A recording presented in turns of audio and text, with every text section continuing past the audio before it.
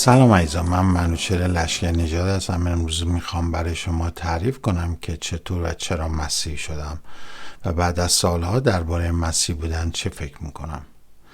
یادم از وقتی که حدود 20 ساله بودم کمونیست شدم، چون به این نتیجه رسیدم که مذهب خرافات و واقعیت نداره و نظریه بعضی از دانشمندان را درباره به وجود آمدن دنیا قبول کردم که میگویند دنیا بر اثر یک انفجار بزرگ به وجود اومده، همچنین خدایی وجود نداره. اگر کسی از من میپرسید چه اعتقادی داری، میگفتم به علم معتقدم، چون واقعیت هست.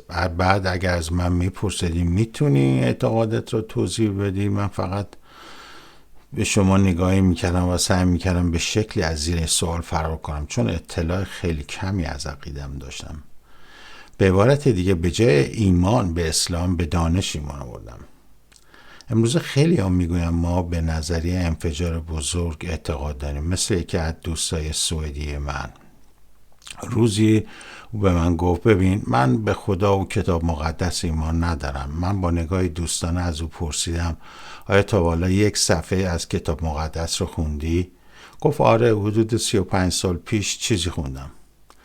پرسیدم میتونی بگی چه صفحه‌ای و چی خوندی؟ گفت نه یادم نیست و در ادامه گفت من به نظریه انفجار بزرگ و یا بیگ بنگ اعتقاد دارم. گفتم اوکی، میتونی نظریه انفجار بزرگ یا بیگ بنگ رو بهم توضیح بدی؟ چون نمیتونست این نظریه رو توضیح بده، گفت ببین میخوام از زندگی لذت ببرم. من گفتم اوکی. بعد راهمون رو ادامه دادیم و رفتیم. میتونم بگم منم چنین آدمی بودم. در اینجا میخوام توضیح خیلی کوتاهی راجع به نظریه انفجار بزرگ یا بیگ بنگ که دوست من و خود من قبلا به آن انتقاد داشتیم بدم. نظریه انفجار بزرگ در مورد به وجود آمدن دنیا چنین میگوید: در 13.8 میلیارد سال پیش کل جهان درون حبابی بود که هزاران برابر کوچکتر از سر سوزن بود. این حباب گرمتر و متراکمتر از هر چیزی که تصورش رو کنیم بود. سپس این حباب ناگهان منفجر شد و جهانی را که میشناسیم متولد شد. زمان، مکان، ماده همه با این انفجار بزرگ آغاز شد. در بخشی از ثانیه این حباب به اندازه کهکشان رشد کرد و با سرعت فوق‌العاده‌ای به گسترش خود ادامه داد. این گسترش جهان همچنان ادامه دارد. پس از این انفجار بود که مولکول‌های شانسی گرد هم اومدن و اجرام مختلف آسمانی را تشکیل دادن.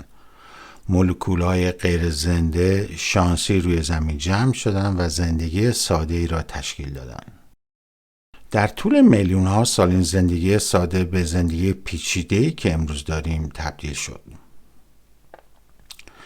یک انفجار نظم رو به بی‌نظمی تبدیل میکنه، آبادی رو به خرابی، نه برعکس. این شرح کوتاهی از به وجود آمدن جهان طبق نظریه انفجار بزرگ یا بیگ بنگ بود. راجع به این نظریه در اینترنت مقاله های زیادی هست که میتونید پیدا کنید و بخونید. بعدها وقتی که من مسیحی شدم یاد گرفتم که زندگی روی زمین به بیش از 100 عامل بستگی دارد. به عنوان مثال مقدار اکسیژن در هوا، فاصله زمین با خورشید، فاصله زمین با ماه و غیره. خورشید که زندگیمون به وجودش بستگی داره، اگر 1% از زمین دورتر شود ما روی زمین یخ میبندیم، یا اگر 5% نزدیکتر شود آبهای دریا از گرما میجوشن. در هر دو صورت زندگی روی زمین ممکن نخواهد بود. اندازه خورشید 1 میلیون برابر کره زمین است. جالبه که خورشیدی به این بزرگی پس از هزاران هزار سال فاصلهش را با زمین حفظ کرده و هر روز سر ساعت طلوع میکنه. آدم میتونه حتی ساعتش رو با خورشید تنظیم کنه. حتی ما میتونیم بگوییم که روز بعد یا هفته بعد خورشید کی طلوع میکنه، کی غروب میکنه. چطوری میشه خورشیدی به این بزرگی با نظم فوق‌العاده‌اش تصادفی اومده باشه و تصادفی هم هر روز سر ساعت طلوع کنه؟ دانشمندانی که معتقدن دنیا به طور تصادفی به وجود آمده میگویند 98% از دی ان ای شامپانزه مثل دی ان ای انسان است. پس انسان از شامپانزه اومده. ولی 98% هندون آبه، 98% چتر دریایی آبه، همچنین 98% از ابرها آب هستن. آیا اونا چیزای مشابهی هستن؟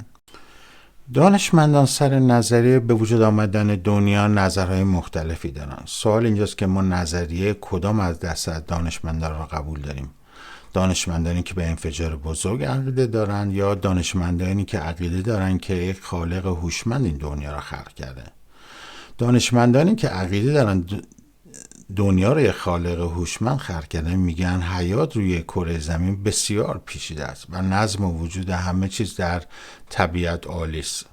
حالا برگردیم به داستان زندگی من. در نوجوانی مدت کوتاهی نماز خوندم، ولی از 20 سالگی تا 35 سالگی اعتقاد به چیزی نداشتم و برای من مهم نبود.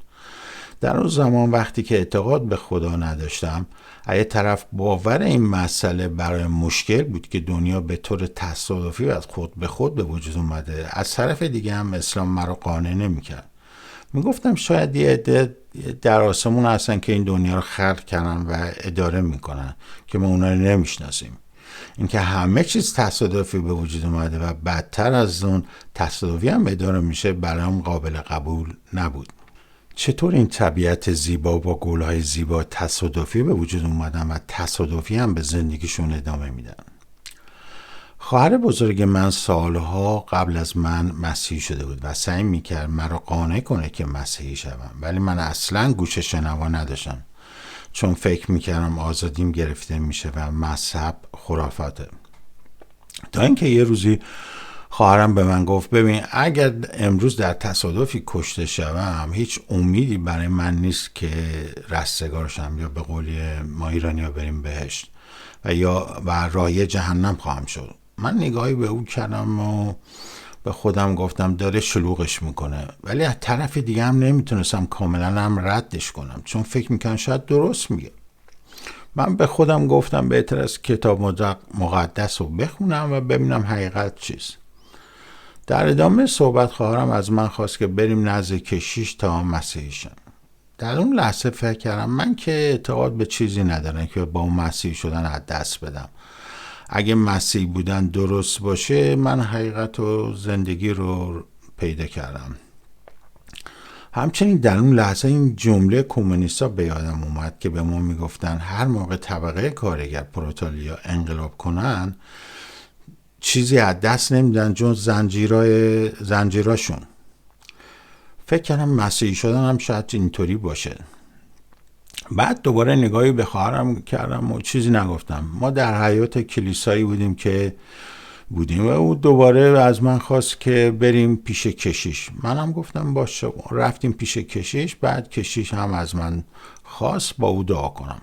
او از من خواست که از خداوند بخوام که گناهان مرا ببخشه. برای من سخت بود که در دعا بگم خداوند گناهان منو ببخش، ولی این کارو کردم.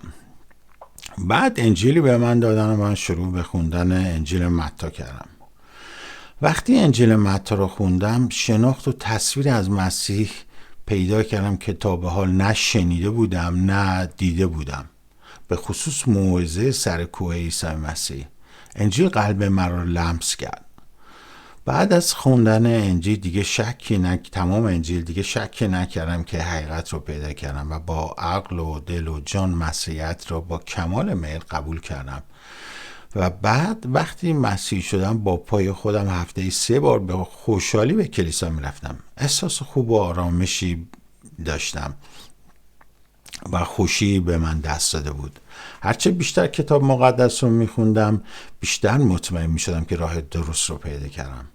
تعلیم کتاب مقدس رفتار مرا عوض کرد. من دیگه شخص قبلی نبودم. از اینکه عوض شده بودم بسیار خوشنود بودم و تا به امروز بعد از 27 سال هنوز خوشحالم و تنها مشکلی که دارم اینه که چرا زودتر مسیحی نشدم. من قبلا تصویر غلطی از مسیحیت داشتم. فکر میکردم که اعتقاد به مسیحیت مرا در بند میندازه و آزادی مرا میگیره، ولی این طرز فکر اشتباه بود. چرا؟ فرض کنید شما تابع یک کشور خیلی خوب هستید. اون کشور از شما حمایت و محافظت میکنه. هر موقع که مریض شدید معالجتون میکنه. هر موقع بیکار شدید به شما حقوق بیکاری میده. پلیس اون کشور شما را از شر تبهکاران حفظ میکنه و مزایای خوب دیگر. در این کشور شما هم باید قوانین را اجرا کنید. کاملا آزاد نیستید. نمیتونیم هر کاری که میخوایم انجام بدیم که منطقی است. در مقابل شخصی میگه نه من نمیخوام تابع این کشور باشم، میخوام آزاد باشم، هر کاری که دلم میخواد انجام بدم.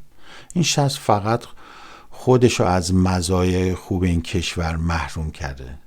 به همین شکل وقتی ما مسیحی میشیم تبعیت آسمون رو میگیریم. مزایای خوبی خواهیم داشت. خداوند از ما مثل مردمک چشمش محافظت خواهد کرد و از همه مهمتر تمام گناهان ما رو میبخشه.